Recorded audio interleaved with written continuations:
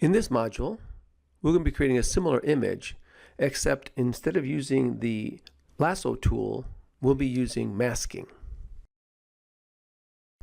We will first need to open just the boater file from last time. First, we're going to want to get the brush tool. Then we're going to make sure we use hard round. I'm going to use hard round now, and later on we're going to soften it, as opposed to starting with a soft round to begin with. We use a hard round, hard sharp edge, and then we'll use this masking. So those are the three things we're going to do. When we do the brush tool, we'll pick the hard round, we'll make it about 100. If it's not, opacity 100 as well. We don't want it to be like gray. And then we'll do this. So we'll go here and find our brush. Here's our brush. Okay, brush tool, brush, okay, and up here, click here. We want that to be 100, and we want it to be hard round. It's hard round, and there it is, hard round, 100. By the way, yours might look like this, right? Yours might look all crunched up. Just open that up. I guess you can type in the word hard here if it doesn't show up automatically. And you should get some options. See, we got different ones here, but we just want a regular hard brown. Then we want to make sure it's black and white. See here? Mine's not. So click on black and white. We want to make sure it's black and white. And then we're going to create a mask, quick mask mode. Okay. When we are in this mode, notice this becomes red to see us that it gives us a hint that we're in quick mask mode. When we're in this quick mask mode, we're going to be drawing with like a red color.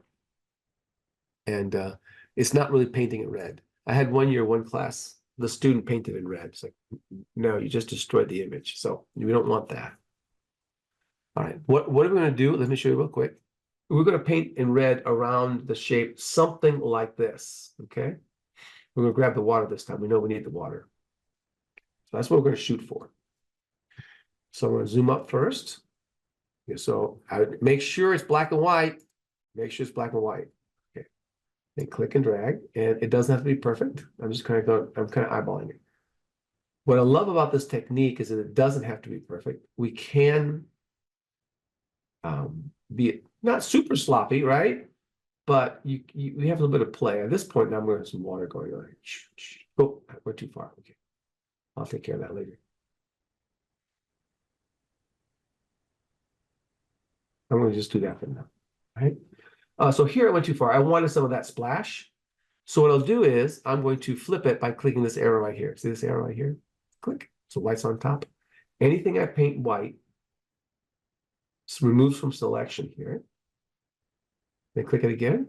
So black's on top. All right. Perfect. All right.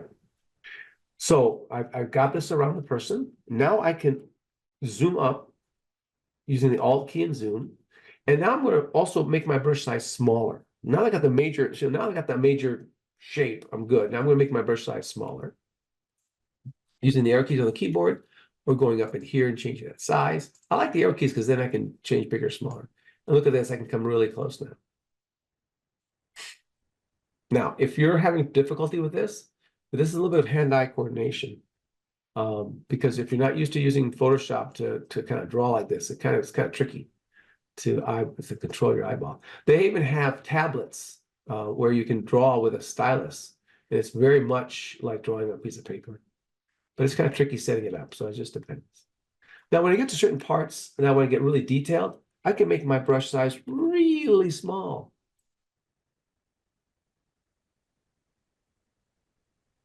And get to some of those details.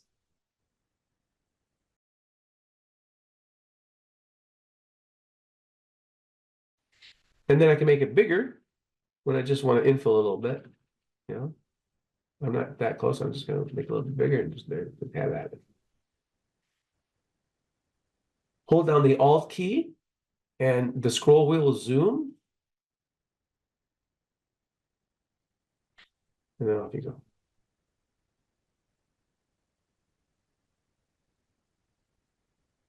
So what I like about this technique, hold down the space bar, and then you can pan, and you can come back to your tool.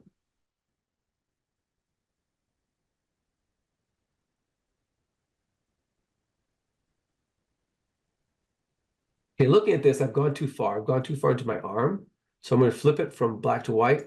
So white's on top. I'm going to come back in here and get that arm back in. Looks like a plan. And flip it back. All right.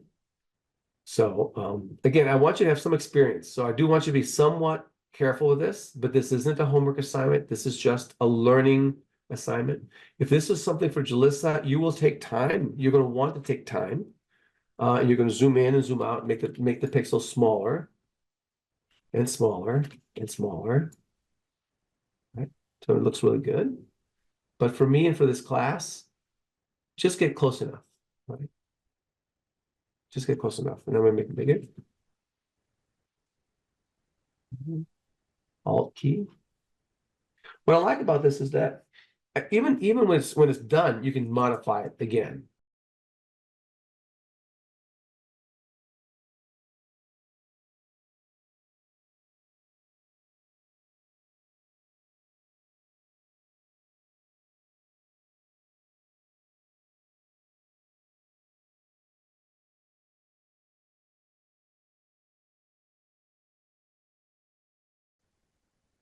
All right, that takes care of that. So again, white. If white's the top layer, I will delete from the selection, and then flip it back, make it black again, and keep on keeping on. All right, so I'm just gonna get in there. It is tricky. It is a little tricky, and just take time and be patient. So for me, this is a little fast. I would really go a little slower, but for this class, this is about what you need to worry about just to get it, you know. Again, this is not a paying client, right? This is us trying to learn the program. And as long as you understand, it's going to take time and skill and practice to get it to a level that's professional. That's all that matters for me right now. That means you've got the idea.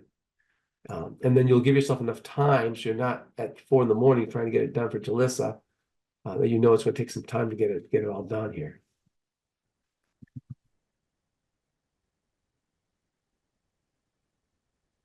Well, Jalissa and also your boss, right? Or your clients.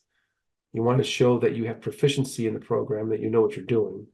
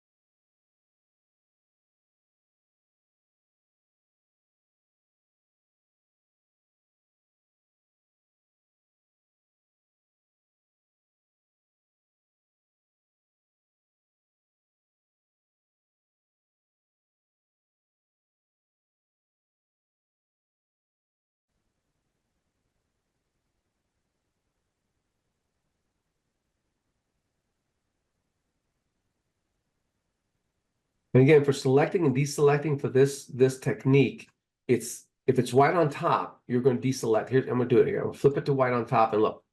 See it deselected, flip it to black. And now I guess that's not selected, but I mean it's going to be cropped. We're making a mask.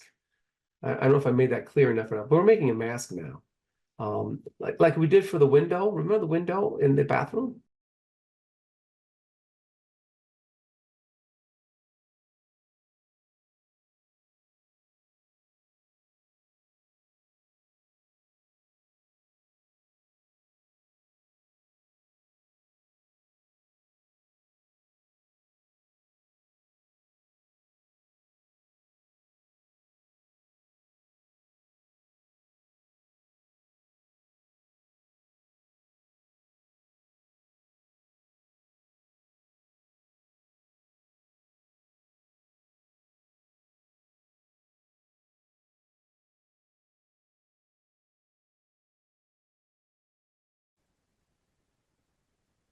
Okay, I'm getting kind of finishing up here. I think I think I'm pretty good. This is a little tedious, but it'll be nice if I be careful with it in the future. And just kind of, but you can see, again, I'm hoping you're realizing that that's not too bad. I can grab and pull and push and all that kind of stuff, and it works pretty. We're going to move on. So now I'm going to make sure the black's on top. Again, make sure it's black and white. Make sure the black's on top. Click on the paint bucket tool, and you just click on this background. All that now has been kind of red. Everything is all ready to go. What we'll do next is then, since we selected it all, we've got the edge. If I type in Q on the keyboard, or double click to finish it. I've not been very good to double click, so I just type in Q on the keyboard, and you should have the marching ants around the person now. But I'm also getting marching ants around the perimeter, and that's not what I want. Right. So what I'm going to do is I'm going to inverse this selection. So I'm going to go to select inverse or Control Shift I. So it's only the person that is marching ants. And then what we'll do is down here at the bottom, this is the Make Mask button. And so if I click on Add a Mask, the background goes away. Did it get erased? No, it did not get erased at all. It's still there. We just masked it. That's the beauty of this technique. The copy and paste, it's gone. You know, you copy and paste it over, there's no background. But I can come in here and say, oh, you know what? I think I need some more water. I don't like that. That's not what I wanted. I thought I wanted that, but it's not what I want. And so here's the mask. Make sure the mask is selected and make sure black's on top. And so now I can, with my brush, I can come back in and, oops, no, make sure white's on top. I come back in and I kind of, you know, color it back in. There it is. There it is. That's what I wanted. I wanted that. That makes sense. It's still there. The whole background is still there. If I right click over it and disable, there it is. See how there's an X over here? If I right click over it and enable, it's gone. So we got a lot of options there. And that's why I said it's really cool about that. Okay. If I use the shift key, also hold down the shift key and click on the image, I make it not visible or visible depending on what I want. Using the shift key, clicking on that mask. Let me select the mask. So make sure the mask selected, and let's just adjust it a little bit. When I have the mask selected and I have the mask here selected, I get this mode here, and I can go to select a mask here. When I select a mask, I've got some options. All right. So in the lecture, I moved up my contrast like about 14 or so, and I shift edge it to about, I think it's 15 or 17 or so. So what shift edge does is it kind of blurs the edges of your piece, right? It makes it less obvious. We're going to call it that. We're going to call it good and click OK. This will give us that fuzziness factor on our edges for our project. So now, instead of putting the border onto the lake, we're going to bring the lake to the border. So we're going to go File, Place Embedded. And I'm going to find that lake inside my Dell's project folder. And there it is. Just press Enter. It comes in as a smart object. And then let's go ahead and put that under the border. And now the border's on top again, right? Make sure you select the border here. Control T to select, and I'm just going to move the border down roughly where it was in the other picture, let's say. Press Enter. So now here, if I want this to be more fuzzy, like right now, it's not very fuzzy. If I use the eraser tools, that's not going to really work very well. What I want to do is click on the mask, then click on the color, and you're going to want a color that is like a gray. So black hides, white shows, gray is half and half. The darker the gray, the more will hide. The lighter the gray, the more will show, but it will not be 100%. It won't be solid. All white, hot, solid. I mean, that person is solidly there. I mean, there's nothing transparent about it. But if you put a gray, I click OK. So I've got this selected. And now I can kind of go in here and click on that gray a little bit. Zoom up a little bit. So you can kind of see a little, you can see that I can still see that one below it, right? I can still see the one below it. And I would have to play around with this color till it looks like what I want, you know, and I can, so I'm basically drawing a bunch of grays here. Also notice that we got a little bit of this line here. I would just go ahead and paint it black and get rid of it. If for some reason, if there's a line here, I'm not sure why that line was there so much, because we did do a hard edge. I can see that it came in. So I'm just going to get rid of it by painting it solid percent black. Okay. Make sure it's black.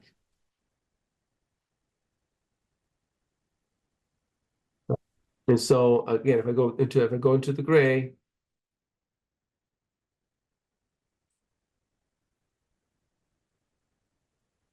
the lighter the gray, the more it reveals. The darker the gray, the more it conceals.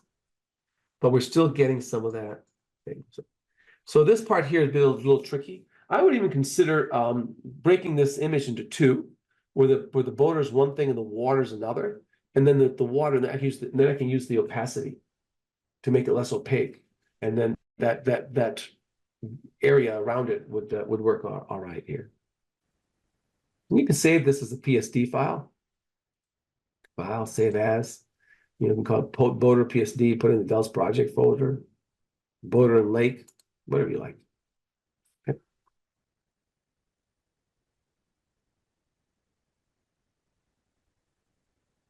So this image, so example of how layers are done in renderings, how layers are done we're using Photoshop and rendering. This is a great little picture. This company is really, really nice. But you can watch this one for this particular project. It's a little lengthy video, but it really is a pretty good one on that. And they start off with creating different images out of their SketchUp model and out of their rendering program. So they do one with just line work in SketchUp. We know how to do that, right? And also a render. And then actually use both of them together. So it's on that line. So it looks almost like it's hand-drawn, painted, colored, not real. It's a kind of a different thing about the whole image. But if you take a look here, there's no people. He puts those peoples in later. So here's so this, again, we got the rendering here. Then I add things like using this. When you export out a rendering, you can also export out, or even from SketchUp, actually, you can export it out where different materials are different colors. Color by layer. If you take a look at that by tag, set things up color by tag, you can export out a color layer. What's good about this is that you can then select this whole bottom all at once. In other words, if I want to do all the paving areas, all these stonework, I need to put some gloss on it or something because I want to make it look it's wet. I can select by color this red, and all of it will automatically be selected, right? And then they put some people and stuff in there, and they adjusted it. So this is basically layers on top of layers. They put they had a SketchUp where it's just people, exported it out with just people, and they knew roughly how tall people need to be for this thing to look okay, and where they need to be placed and so forth. So they had kind of an idea of the eye line and so forth. And so then here we go. They brought in photographs of real people. Remember, I said sometimes when you do renderings, having a real person makes a big difference. And this is the way of having real people. They still wanted to have some scale. So that's why they put these people here to have some idea of scale, where the eye line is and so forth from the angle of their perspective. But now we don't have to keep them, right? We can make that layer, turn it not visible, and they can put people in and line them up. Here's another one. I find this, again, this image is absolutely incredible, amazing. It just gives you so much feel for it. You want to go there, you want to see it, you want to experience whatever's there. And isn't that what we want with our renderings? Don't we want people to want to go there, want to have that, want to build that, and make it happen? So this is Alex Hogriff. This is his visualizing architecture.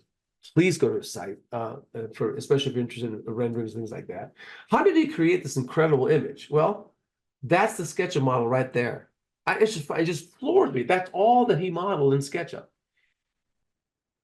And he got the right angle, he got the perspective, he got the shadows, he knew how it was. And then he found online pictures of skies, pictures of landscape that he could possibly use here, right? And then he started putting them together in layers. So you see how that works. He's got these different layers. You can see here, like this thing here had sheep, and there's an ocean back there. He just angled the picture and he stretched it to fit, and he made it look about right. And same thing here. This is the same sheep, folks. These sheep are these sheep. This is the same edge. This is the same thing going on. Here he took a little bit more of this one. Here he took a little bit more of that one. And then he blended things together, and he kind of fogged things up. And actually, he added some fog here because it got kind of funny back here. He said, the blending back there isn't as good as it could be. And so he added some of this fog back here by just adding a layer and putting, making this light, kind of light blue, ghosty blue, gray blue, and laying it on top, and just going over it and kind of be drawing the mist back there. And there it is. He thought it was interesting because he didn't take that long to create this image, and yet this is the image that a lot of people went to. He said he went to another image that he was doing a lot of work on, and it didn't get quite as many hits. So he thought this is very interesting. So it's really the feel of the space. So me personally, I even do it. Granted, I'm not as good as Alex Hagler, but even I do it on the renderings I'm involved in. So here's a rendering here, and this is just right from the rendering program. It doesn't look bad. But then I went in there and I adjusted, right? I adjusted I did some photo processing. On top of that, though, I brought in some real plants. I found some plants online that would work very nicely. This is a fall scene already. I have some fall trees here, so I might do that. I found some leaves. I put it in here. Now, I know some rendering programs do that automatically, but I did it myself. And then this is a picture of a driveway I took, and I put it in here. The one thing I think about concrete work when it renders, it doesn't look very much like concrete work. But then when you all of a sudden you put a picture of a real concrete, and being kind of careful about how that perspective could be, you want to make sure you have it right. But you can warp it. You can change it and warp it and stretch it to fit. Again, and then puts real sky back here. So there's the sky I had, which was nice. The sky wasn't bad, but it was nice. But a real sky, I think it just adds that piece. And then I upped and brought down the made it brighter, kind of giving more punch. To me, this is a little washed out. So I gave it a little more contrast. Look at all my layers. Right? Look at all the layers. So sometimes you need all those layers. So you can see, wow, mum's crop. I know exactly what layer that is. I labeled some of them because I'm in a parking lot. This is how I got my parking lot mask to work with this image here. So just be aware, it can be a lot of layers. Another example. Here's a rendering from the model. Not a bad rendering at all. But this part is existing right now. And this is in addition to the existing. I kind of wanted to tie it together. So what did I do? I went in and I got photos. I went out there on a nice day, took pictures, took photos. I made sure that when I did the rendering, I took the same time of day, same time of year, because this model was geolocated. And then on top of that, then so these trees here, these are the real trees. Yeah, there they are, right, on the photograph. And this piece is true. I basically took from this piece over, I put these two together, and I matched them. I took from this piece over and put it here. I did a little photo warping so that it stands up like this. Look how there's a little angle here. So I kind of took the perspective and got the perspective out. So it stands more vertical. It's just like this piece. And then I carefully put that in there, So this lamppost I didn't want, I took it out. That's the kind of stuff you do. You kind of mess around with this until it looks right, right? So that's what we're shooting for. Again, look at the different layers that happened and the different masks that I did to try and get it to all work out. Okay, let's see these bushes here. They're not there. I found a picture of a bush somewhere and put it in there. Actually, I think these bushes are here. Yeah, they are. See, in real life, I think I took some of these and put them over here and changed the scale and all that and use those.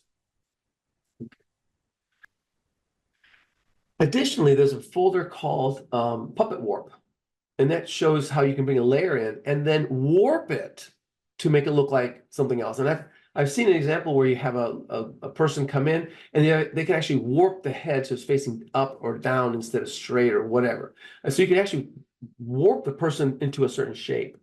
And so using puppet warp, using edit puppet warp. So you bring in the image, go edit puppet warp, and then you get these pins you can push and pull, and you create something that could be like that. Add some shadow to it, and lo and behold, you've got what looks to me a realistic flag floating in the breeze, or pretty close to it anyways. Something to consider. Again, not homework, not required, but just something you can look at, gives you some ideas. Another tutorial. So working with layers and getting layers. This is the different blur. I think it's called motion blur that they use for this thing as well. So they've got different things, but layering text, layering images, layering graphics, and then just adding some of that blurring to make it look cool.